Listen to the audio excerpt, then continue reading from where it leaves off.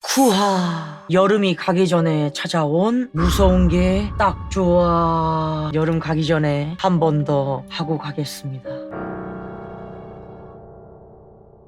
여느 날과 다름없이 저는 새벽까지 잠을 자지 않으며 노트북으로 유튜브를 보고 있었습니다. 새벽 3, 4시쯤이 된 시간, 노트북 화면에 뷰가드 알림이 떴습니다. 뷰가드란 노트북 화면을 보고 있을 때 나 말고 다른 누군가가 화면을 들여다보면 AI 카메라가 인식해 경고 알림을 띄워주는 기능입니다. 저는 분명히 방에 혼자 있었는데 갑자기 그런 알림이 뜨니 너무 무서워져서 이불을 뒤집어 썼습니다. 또 하필이면 키우는 강아지 서리가 제가 기대어 있던 벽과 옷장 사이의 틈을 보고 짖기 시작하는 겁니다. 안 그래도 무서운데 서리가 짖기 시작하니 두려움이 몇 배는 더 치솟았지만 귀신 앞에서 무서운 티를 내면 귀신이 해코지를 한다는 말이 떠올라 가오를 풀 장착하고 애꿎은 서리만 혼냈습니다. 놀란 마음이 좀 진정되고 다시 유튜브를 보는데 뷰가드 알림이 또 뜨기 시작합니다. 하지만 이번엔 아까처럼 한 번만 뜨는 것이 아닌 수십 번씩 껐다 켜졌다를 반복해 뜨고 있었습니다. 설상가상으로 서리는 또 벽과 옷장 틈을 보고 짖기 시작하고 노트북 화면은 알림이 너무 많이 뜨다 못해 노이즈가 걸리는데 와, 진짜 미쳐버리는 줄 알았습니다. 전 너무 무서워져서 노트북 화면을 그냥 덮어버리고 서리를 안고 이불 속으로 들어갔습니다. 그런데 분명 서리는 제품 안에 안겨있는데 이불 밖에서 개 짖는 소리가 계속 들리는 것입니다. 더 무서웠던 건 이불 밖에서 들리는 강아지의 짖는 소리, 중간중간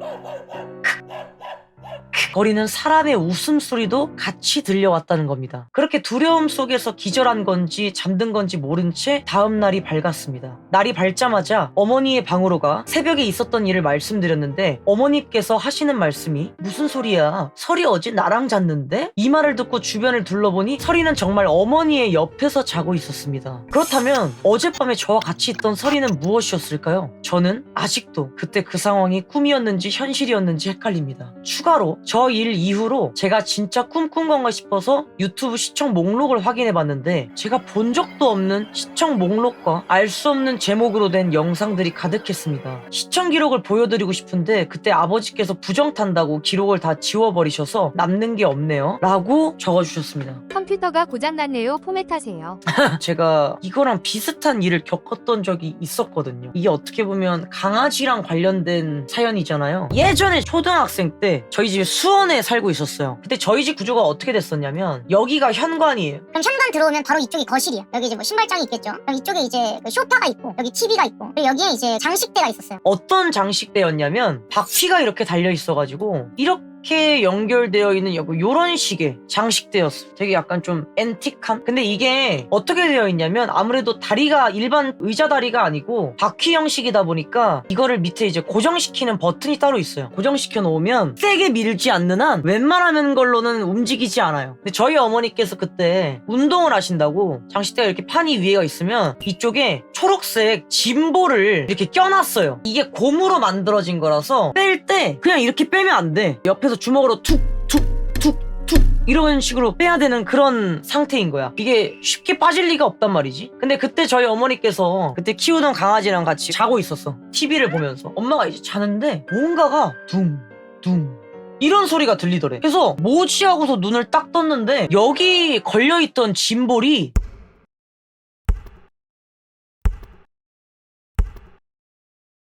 혼자 튕겨지더니 현관문 앞에까지 얘가 오더래요. 근데 여러분 이게 말이 안 되는 게 공이긴 하지만 이게 어쩌다가 빠졌다고 한들 그게 굴러가야지 튕겨질 수는 없잖아요. 애초에 튕기려면은 사람이 튕겨야 되는데 그러고 엄마가 잠결이다 보니까 이게 뭐지? 하고서 약간 상황 파악이 잘 안 되어 있는 상태에서 그때 키우던 강아지가 현관문 쪽을 보더니 엄청 짖기 시작하더래. 그때 갑자기 현관문 쪽에 있던 사람 감지 센서 있죠? 그 센서가 켜지더래. 그래가지고 엄마가 너무 무서워서 그때 키우던 강아지를 들고 여기가 안방이었거든요? 여기서 이제 아빠랑 나랑 자고 있었는데 바로 안방으로 도망치듯이 들어왔대요. 그래서 저도 강아지와 센서 관련된 공포 썰이 있어가지고 그래서 한번 같이 풀어봤습니다. 안녕하세요 쿠비님. 저는 예전부터 종종 이상한 꿈을 꾸곤 했습니다. 특히 가끔은 꿈속에서 지금 나는 꿈을 꾸고 있구나 하고 스스로 자각할 때가 있었는데요. 오늘 제가 전하고 싶은 이야기도 그런 꿈 중 하나입니다. 단순한 악몽이라고 하기에는 아직까지 저를 괴롭히고 있는 끔찍한 기억입니다. 몇 년 전 저는 꿈속에서 어두컴컴한 지하철역에 혼자 서 있었습니다. 주변엔 아무것도 없었고 바람 한 점 없는 공기에서 묘한 서늘함이 느껴졌어요. 그때 스피커에서 낯선 남자의 목소리가 흘러나왔습니다. 순간 등골이 오싹했지만 그게 무슨 의미인지는 알 수 없었습니다. 곧 전철 한 대가 역으로 들어왔는데 이상하게도 그건 우리가 흔히 알고 있는 전철의 모습이 아니었어요. 놀이공원에서 볼 법한 원숭이 모양의 작은 전동차 같았고 안에는 창백한 얼굴의 남녀 몇 명이 앉아 있었습니다. 저는 이상한 꿈이라는 생각을 하면서도 얼마나 무서운 꿈인지 끝까지 확인해보고 싶다는 호기심 때문에 그 전철을 타기로 했습니다. 어차피 견디기 힘들면 눈을 뜨면 되니까요. 전철 안으로 들어가 뒤에서 세 번째 자리에 앉았습니다. 공기가 이상하게 따뜻했고 주위의 냄새, 바람결, 심장 뛰는 소리까지 너무 생생해서 차라리 이게 현실이 아닐까 하는 생각이 들 정도였습니다. 곧 전철이 출발했어요. 터널 속 풍경을 스쳐보며 이거 어릴 적에 갔던 놀이공원 풍경이잖아 라고 생각을 했습니다. 제 기억 속 장면을 꿈에서 끌어온 거라면 무서울 게 없다고 스스로 달래던 순간 스피커에서 다시 목소리가 흘러나왔습니다.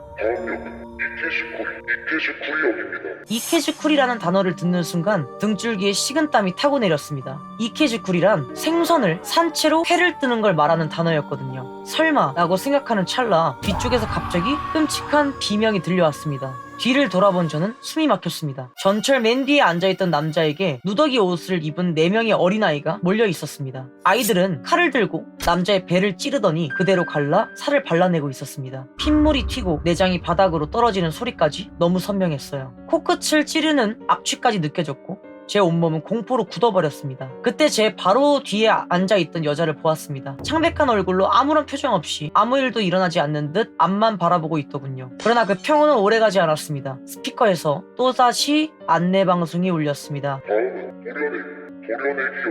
이번에는 어린아이 2명이 그녀 쪽으로 다가가더니 톱날처럼 생긴 숟가락 같은 도구를 들고 그대로 그녀의 눈을 파내기 시작했습니다. 귀를 찢는 비명이 전철 안을 뒤덮었고 저는 숨조차 제대로 쉬지 못했습니다. 그리고 저는 깨달았습니다. 차례대로라면 다음은 내 차례다. 심장이 무섭게 요동쳤고 꿈에서 깨야 한다는 생각뿐이었습니다. 그때 스피커가 다시 울렸습니다. 만육, 고기를 기계로 갈아버린다는 뜻이었어요. 온몸에 털이 곤두서는 것 같았습니다. 아이들이 제 무릎 위로 올라탔고 손에는 어디서 본 듯한 작은 분쇄기가 들려 있었습니다. 귀를 찢는 기계음이 점점 커지고 얼굴에는 기계가 돌아가면서 나는 바람이 스치기 시작했어요. 저는 눈을 질끈 감고 간절히 외쳤습니다. 꿈이여라. 제발 깨라 제발. 그러자 갑자기 주위가 고요해졌고 눈을 뜨니 제 방이었습니다. 온몸은 땀으로 흠뻑 젖어 있었고 눈에서 눈물이 흐르고 있었습니다. 그제야 안도의 한숨을 내쉴 수 있었죠. 그 뒤로 몇 년이 지나 저는 대학생이 되어 그 꿈을 완전히 잊고 살았습니다. 그런데 어느 날 밤 다시 그 꿈을 꾸게 되었습니다. 이번에도 똑같이 시작됐어요. 전부 예전과 같았습니다. 저는 필사적으로 외쳤습니다. 제발 깨라. 이거 꿈이야. 제발 이 꿈에서 나가게 해줘. 기계가 돌아가는 소리가 점점 가까워지는 그때 갑자기 안내방송에서 전혀 예상치 못한 목소리가 흘러나왔습니다. 순간 눈이 번쩍 뜨였습니다. 분명히 제 방이었고 모든 게 현실 같았습니다. 하지만 마지막에 들린 그 목소리는 분명 꿈이 아니었어요. 귀에 생생히 맴돌 정도로 또렷했습니다. 저는 지금도 생각합니다. 다음에 다시 그 꿈을 꾸게 된다면 아마도 깨어나지 못할지도 모른다는 걸요. 야, 이거는 지금까지 이야기 중에서 조금 고어해요. 그쵸? 와, 근데 저는 이 일을 만약에 제가 겪었다면 일단 어디든 찾아가 볼 것 같아요. 그냥 가만히 냅두기엔 너무 무서운데? 뭐라도 찾아가서 물어볼 것 같아. 심지어 마지막에 다음에 오면 끝이라 그랬잖아. 그 다음에 언제 올 줄 알고 잠을 안 잘 수도 없는 거고. 이건 진짜 너무 무서운 사연 중에 하나였습니다. 이건 몇 년 전에 생긴 일입니다. 가족들은 각자 일정 때문에 다 나가고 저 혼자 집에 있었습니다. 저희 집은 1층인 단독주택에 방이 4개 있었고 각 방마다 TV가 있었습니다. 전 제 방에서 TV를 보고 있었어요. 전 다른 걸 보기 위해 리모컨을 찾았지만 제가 항상 리모컨을 두던 탁자 위에 아무것도 없었습니다. 저는 아무리 바쁘고 피곤해도 리모컨은 항상 탁자 위에 뒀는데 이게 없어서 당황했지만 진이라는 TV와 연동되어 있는 AI에게 리모컨 찾아줘 라고 말하면 리모컨을 찾아볼게요. 라는 안내가 나온 후 리모컨에서 멜로디가 나와 리모컨을 찾기 쉬웠죠. 전 리모컨을 그렇게 찾기 위해 진이를 불렀습니다. 진이야, 리모컨 찾아줘. 제가 말하는 내용이 TV 왼쪽 밑에 글자로 뜨는데 뭔가 이상했습니다. 분명 제가 말한 내용은 리모컨 찾아줘인데 TV에 입력된 내용은 전화 받아줘 였습니다. 전 당황해서 TV 화면만 바라보고 있는데 잠시 후 진이가 대답했습니다. 어떤 번호로 전화를 받을까요? 오류인가 생각해봤지만 이랬던 적이 없어서 아무런 대처도 하지 못했습니다. 그리고 잠시 뒤 아이폰 전화 벨 소리가 울렸습니다. 전 핸드폰을 쳐다봤습니다. 제 핸드폰은 발신자 번호 표시 제한으로 전화가 오고 있었습니다. 전 떨리는 손으로 핸드폰을 잡고 전화를 받았습니다. 여보세요? 하지만 상대는 아무런 말도 하지 않았습니다. 전 전화를 끊으려 핸드폰을 귀에서 뗐을 때 초인종 소리가 났습니다. 전 소리가 안 나게 조심히 일어나 인터폰을 확인했습니다. 하지만 인터폰은 보이지 않았습니다. 그렇다고 문을 열어보긴 너무 무서웠죠. 저희 집은 제 방 창문으로 몸을 내밀면 현관이 보였기 때문에 전 누가 벨을 누른 건지 확인하기 위해 제 방 창문으로 몸을 내밀었습니다. 몸을 내밀었을 땐 어떤 검은 물체가 초인종의 머리를 박고 있었습니다. 그 물체의 어깨는 한껏 올라가 있었는데 목이 말도 안 되게 밑에 있었습니다. 저는 그 광경을 보고 몸이 굳어 그 상태로 그 물체를 바라보고 있었습니다. 아마 머리를 초인종에 대고 있어서 벨이 눌린 것 같았습니다. 그리고 머리를 대고 있으니 화면이 가려져 아무것도 보이지 않았던 거죠. 잠시 후 다시 전화벨 소리가 들렸습니다. 전 천천히 고개를 돌려 전화를 확인했습니다. 발신자 번호 표시 제한으로 전화가 오고 있었습니다. 전 전화를 받았고 또 아무 소리도 들리지 않았습니다. 전 전화를 끊지 않고 기다리니 이번엔 소리가 나더라고요. 무언가를 누르는 소리가 났습니다. 전 그 소리의 정체를 알지 못했고 계속해서 초인종 소리가 들렸습니다. 전화가 끊기자 초인종 소리도 멈췄어요. 또다시 전화가 왔고 전화를 받자 딸깍 소리는 계속 났습니다. 전 그 딸깍 소리가 뭔 소리인지 생각해봤습니다. 이게 무슨 소리일까? 알고 보니 초인종을 누르는 버튼 소리였습니다. 전 전화를 끊고 이불 속에서 소리가 멈출 때까지 기다렸습니다. 10분 정도 지났나? 소리가 안 들리기 시작했어요. 저는 그 물체가 사라졌는지 확인하기 위해 창문 쪽으로 고개를 돌렸습니다. 저는 아직도 그날 그 선택을 후회합니다. 어느샌가 그 물체는 창문에서 겁에 질려있는 절 보며 웃고 있었습니다. 전 기절을 한 건진 모르겠지만 정신 차렸을 땐 4시간이 지나 있었어요. 다행히 초인종 소리도 들리지 않았고 창문에도 아무도 없었습니다. 대신 제 방을 제외한 다른 방들의 TV가 켜져 있었습니다. 치지직 거리는 화면으로. 전 방을 돌아다니며 TV를 껐고 방에 들어와 테이블을 확인하니 제가 항상 두던 그 자리에 리모컨이 있었습니다. 핸드폰 통화 기록엔 발신자 번호 표시 제한으로 온 통화 기록은 없었습니다. 과연 제가 그날 본 물체와 리모컨의 행방, 발신자 번호 표시 제한으로 걸려온 전화는 무엇이었을까요? 전 이날 이후로 발신자 번호 표시 제한으로 온 전화는 절대 받지 않습니다. 나는 도입부가 너무 무서워. 아니, 혼자 있는데 AI가 그러면 너무 무섭지. 난 그것마저 무서워. 나는 할머니를 무척 좋아해서 어릴 때부터 늘 할머니 댁에 자주 놀러 가곤 했다. 아버지는 불의의 사고로 내가 어릴 때 일찍 세상을 떠나셨다. 할아버지마저 먼저 보내셨던 할머니는 유일한 혈육인 나를 무척 사랑해 주셨다. 하지만 어머니는 할머니와 사이가 그다지 좋지 않았던지 할머니 댁에 갈 때면 언제나 나 혼자 갈 뿐 어머니는 함께 오지 않았다. 나는 매주 일요일 오전마다 할머니와 함께 신사에 참배를 가곤 했다. 할머니께서는 몹시 신앙이 깊으셨기에 비가 오는 날에도 참배를 반드시 가셨다. 아버지가 세상을 떠난 후부터 단 한 번도 빠짐없이 매주 일요일마다 신사를 찾았다고 한다. 할머니의 따뜻한 손을 잡는 것이 무척 기분 좋아서 나는 참배 가는 것을 좋아했었다. 신사에 도착하면 할머니는 언제나 손을 모으고 조용히 고개를 숙였다. 그리고 대단히 오랫동안 눈을 감고 기도를 올렸다. 나는 언제나 단순한 소원만을 빌었고 할머니의 진지한 옆 얼굴을 바라보곤 했다. 할머니의 기도가 끝나면 할머니 뭐 빌었어? 라고 물었지만 할머니는 싱긋 웃을 뿐 한 번도 대답을 해주시지 않았다. 하지만 난 별 신경 쓰지 않았다. 그저 언제나 돌아오는 길에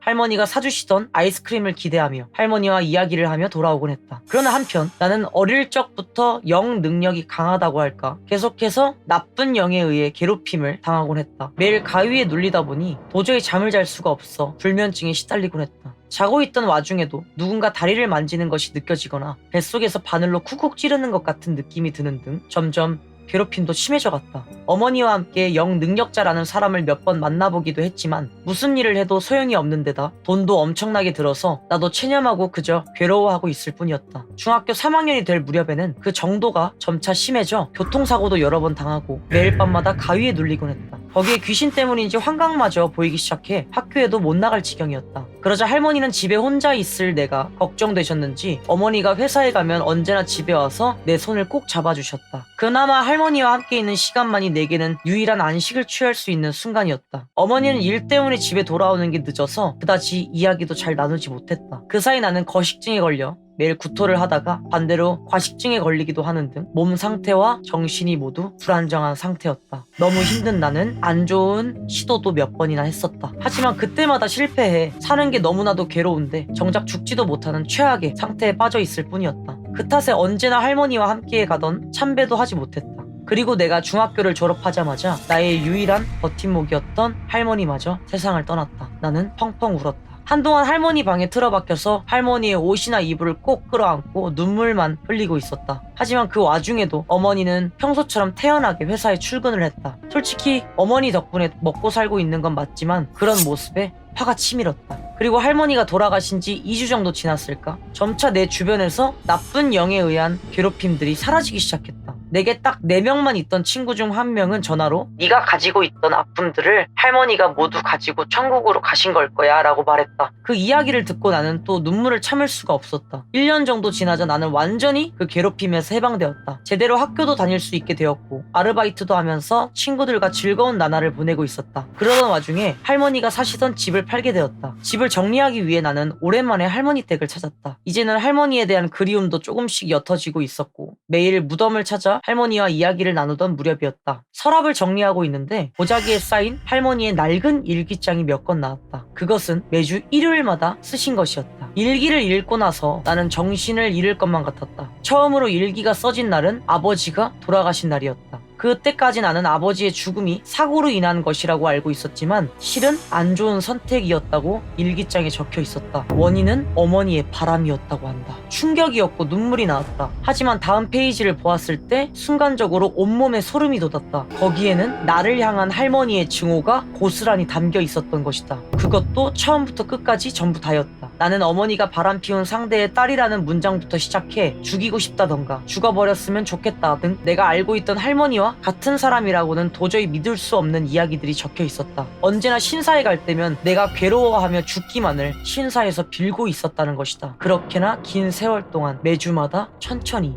바로 옆에 있는 어린 내가 저주받아 죽기만을 바라고 있었던 것이다. 그래서 할머니의 염원이 통했던 것인지 나는 무척 괴로웠었다. 그리고 할머니도 괴로워하며 세상을 떠났다. 일기는 그 자리에서 태워버렸다. 긴 세월이 흐른 지금도 차마 잊을 수 없는 일이다. 야, 이거는 진짜 반전이죠, 반전. 그리고 충격적인 게 뭐냐면 내가 알고 보니 어머니가 바람 피운 상대의 딸이었다는 게 와, 충격이 근데 너무 많은데? 엄마도 너무하다. 친할머니 아닌 거 알면서도 왜 보내? 그러니까 할머니의 원망이 더 커졌을 수도 있고. 야, 이건 반전의 반전이고 할머니의 마음이 아예 1도 이해가 안 가는 건 아니지만 이 애는 죄가 없잖아. 그치? 굉장히 소름 돋고 가장 나랑 가까운 사람의 배신이라고 해야 되죠. 무서워.